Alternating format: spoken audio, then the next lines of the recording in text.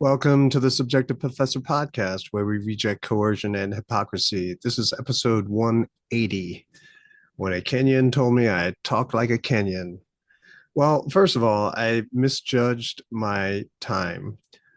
So tomorrow, that's Wednesday, I'm taking my friends from Germany to arrange, and then we'll probably having dinner and then catching up, which means I won't have time after school to make an episode. So I'm going to try to do it Tuesday night.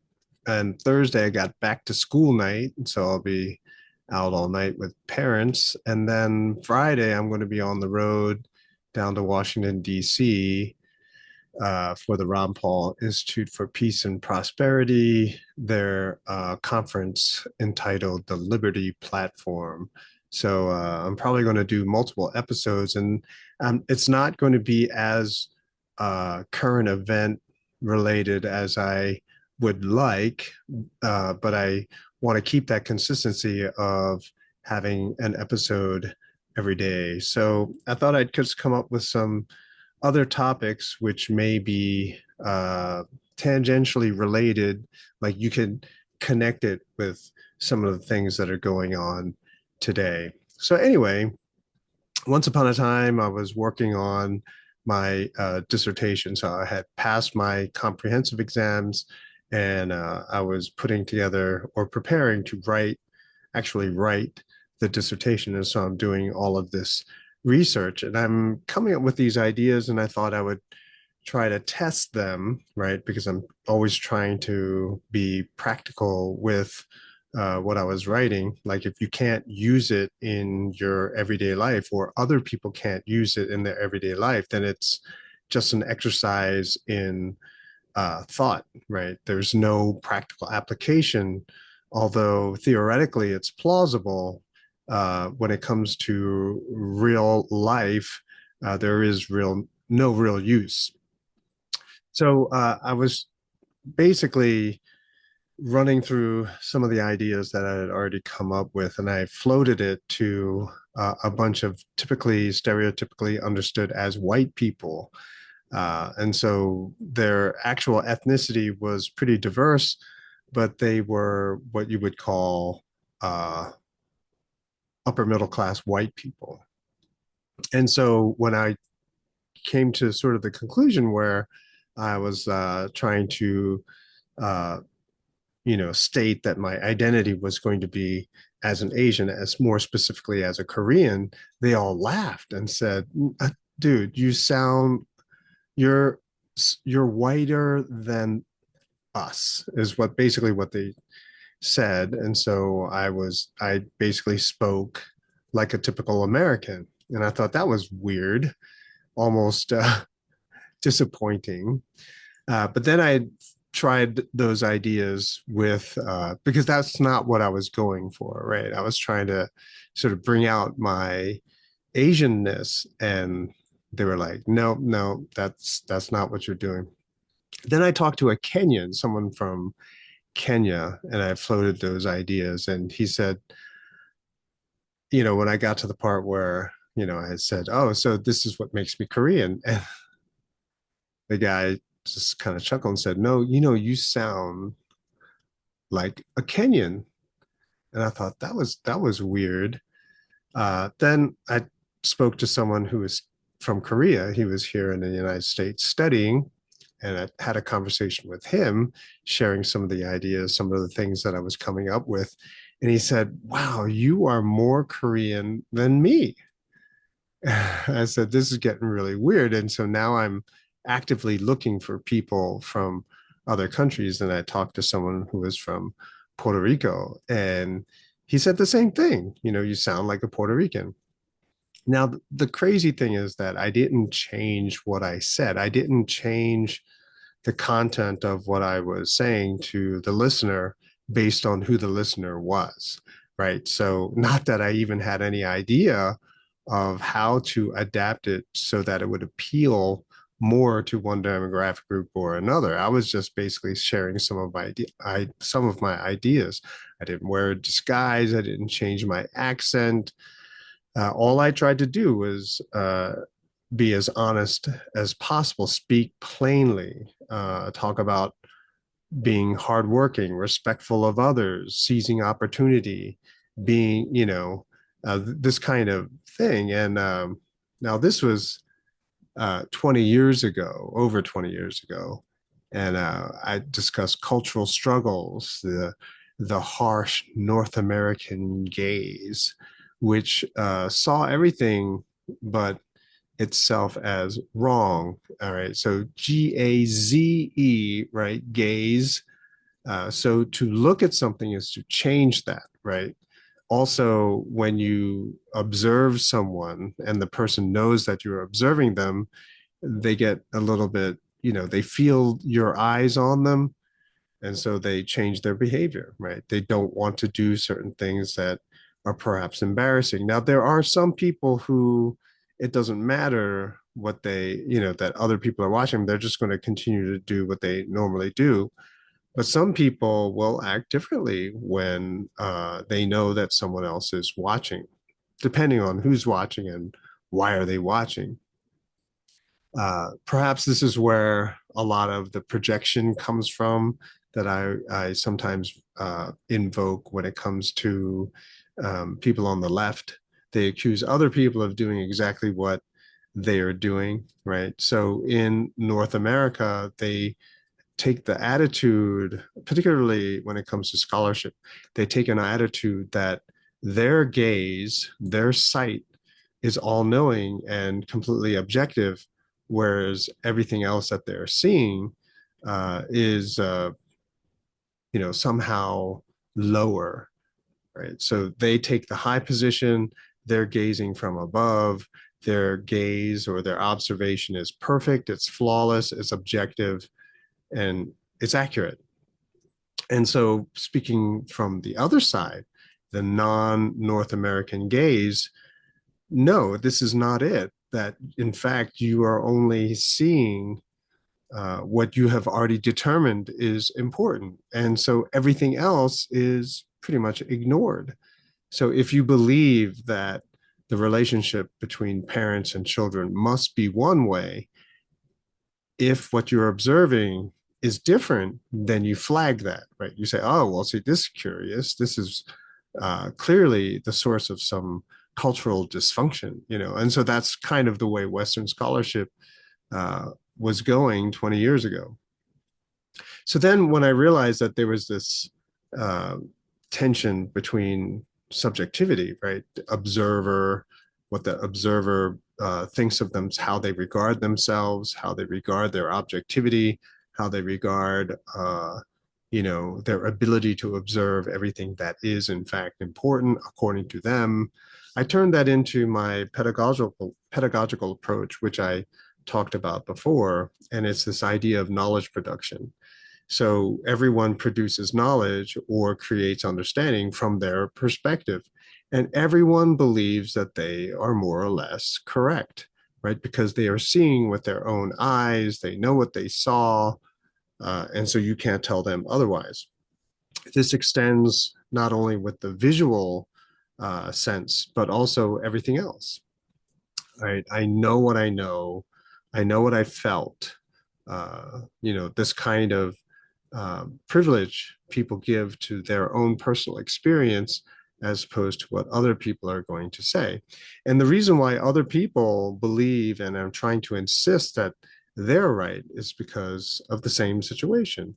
They know what they experienced, they know what they saw, they know what they understand, and they're trying to persuade other people to come to their subjective perspective. Right. So the more that I can convince and persuade to agree with me, the more power I have. And we can see this in politics, right? That's why political candidates are trying to persuade everyone to see things their way. This will perhaps mean that they will get their vote. Now, if everyone is looking at everything from their own subjective perspective, then everyone's going to say different things, right? So even if you're observing the same object, the perspective from which you are observing that object is going to be different. And so what you see is going to be different. What do I mean by that? Like, so for example, there's a old Indian parable, apparently, that you have four blind men touching an elephant, right? They're blind. They don't know what they are seeing. They can only try to figure it out by the sense of touch. Now, each of the four blind men are touching a different part of the elephant. So the one person says, oh, the elephant is like a long hose or a snake. And someone else says, what are you talking about? The elephant is like a pillar. Right. And another guy says, no, no, no, the elephant is like a big wall. And another person will say, no, no, no, the elephant is like a rope. And so if you see, you can tell that each of the four blind men are touching a different part of the elephant. So in the West, we would say, well, who's right and who's wrong? Or most students would say, who's right and who's wrong? A politician would probably say, I'm right, they're all wrong. So it's not a question of who's right or who's wrong, but it's more of a question of why do you see or feel or think in the way that you do? And it has to do with perspective. So to finish out my thought on the elephant, why does one person feel a wall? Well, because this person can't see. So based on their sense of touch, they feel or they touch something which seems like a wall. And so they're going to make the conclusion that it's a wall. But if you realize that all four are touching the same object, then you realize they're touching different parts of the object. And so then you begin to collect the information to try to create a better image of what all of them are touching. So the questions that you would ask if you acknowledge different subjectivity is that it's not a question of who's right or who's wrong, but it's a question of why are the observations so different, right? Why do you have this experience? This person has another experience. Why the discrepancy? So, in other words, good scholarship should mean that we don't at this point call each other racist. We don't call each other ignorant, right? We don't legislate silence. Like it's like, oh, you're all wrong, so you're not allowed to talk. In other words, censor everyone. But you can see that this is the way society has become. Some people say that everything else is misinformation. I know what is right, and so everyone else is wrong. And so clearly you can see that this is what politicians tend to do. Instead of trying to open up dialogue, instead of trying to have everyone exchange information to get at better understanding and better information, no.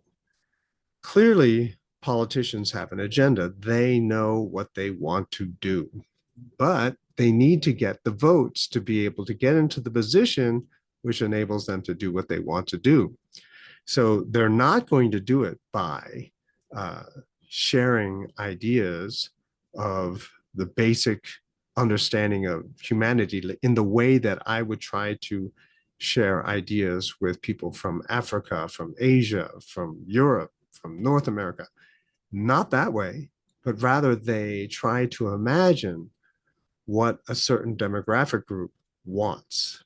And then they cater to that group.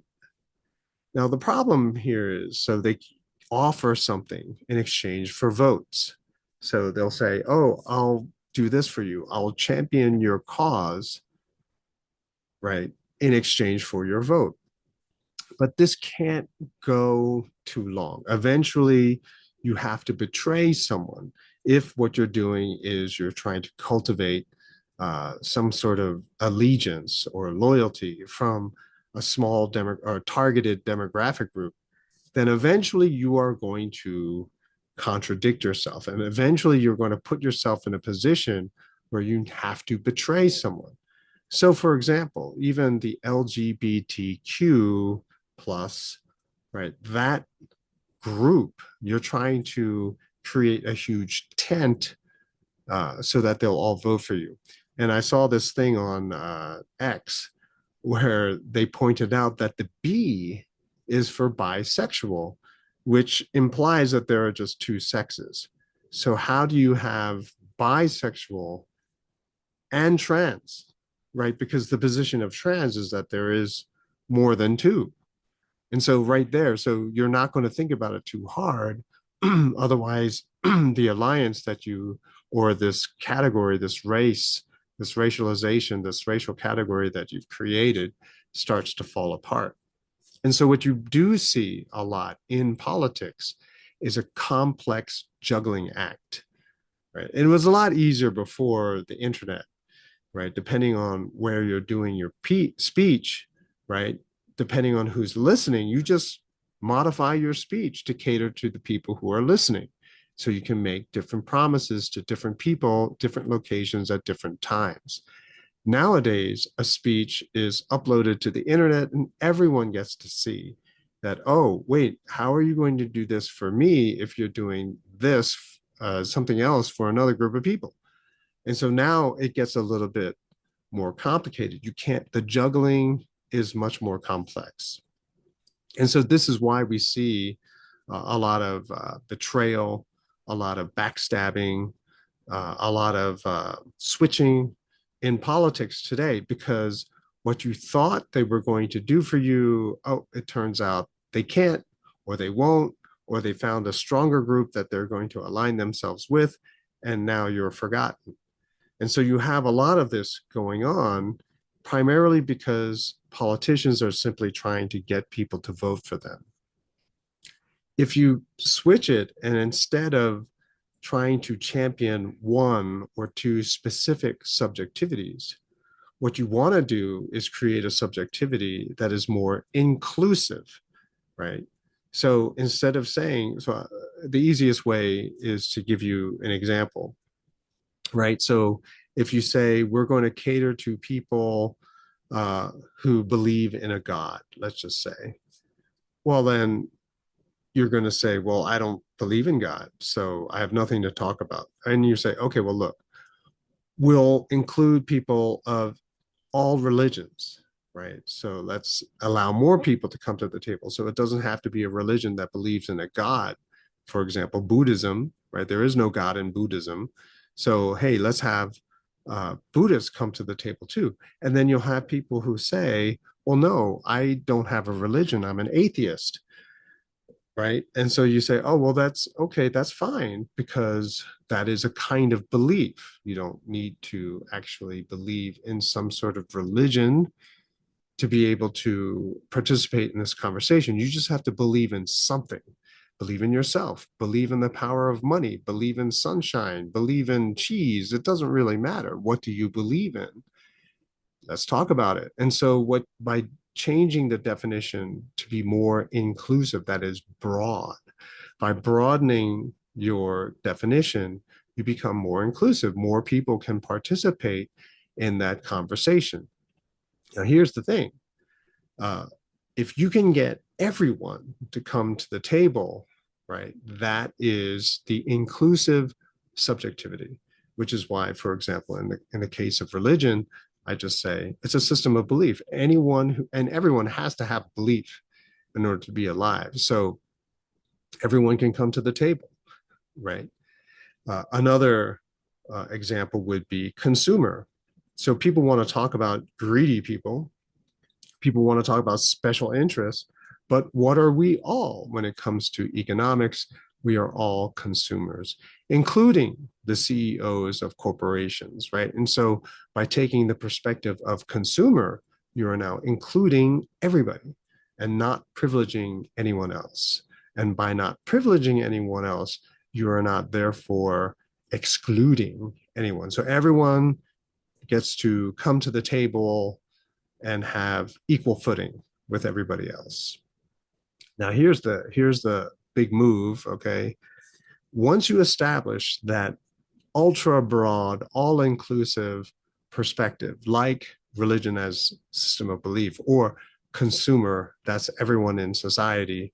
Well, if once you establish that subjectivity, Anyone who tries to narrow the subjectivity, you see what they're up to.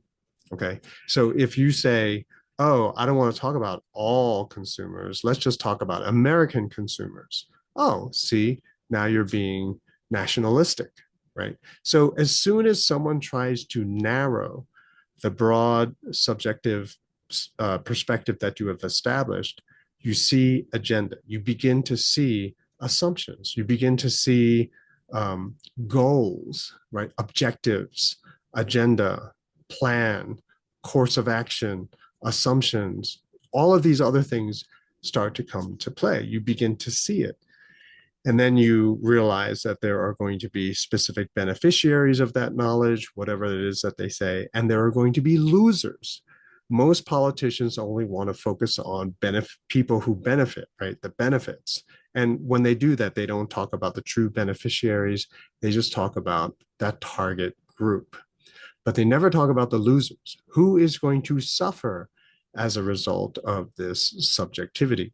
But once you take that broad, all-inclusive subjective perspective, you see who's going to benefit and who is going to lose, right? So if you privilege religion in the traditional sense, and then everybody else is excluded from benefits or perks or privileges or whatever, then it's clear who loses from that subjectivity and who benefits. And so with this perspective, hopefully through this episode, you realize that freedom with responsibility is the popular concept. Allow everyone to do what they want with responsibility. And when you do that, people are empowered. They are enabled to do what they want. But because they realize the responsibility component is there, they have to do a lot of careful research. And what better subjectivity to take when you start your research by having the broadest understanding possible, so that when you start doing your research and you see people making narrow the subjectivity, the perspective, then you realize, oh, okay, so then you can take into account what are they targeting? Who are they trying to benefit? Who's going to suffer? Who's going to lose as a result of this? And then you can try to make your decision, keeping in mind all those other things that we've talked about, like astroturfing. You can probably make a more responsible choice than if you didn't think of it at all. Okay, so that's all from that time a Kenyan called me a Kenyan. All right, talk to you next episode.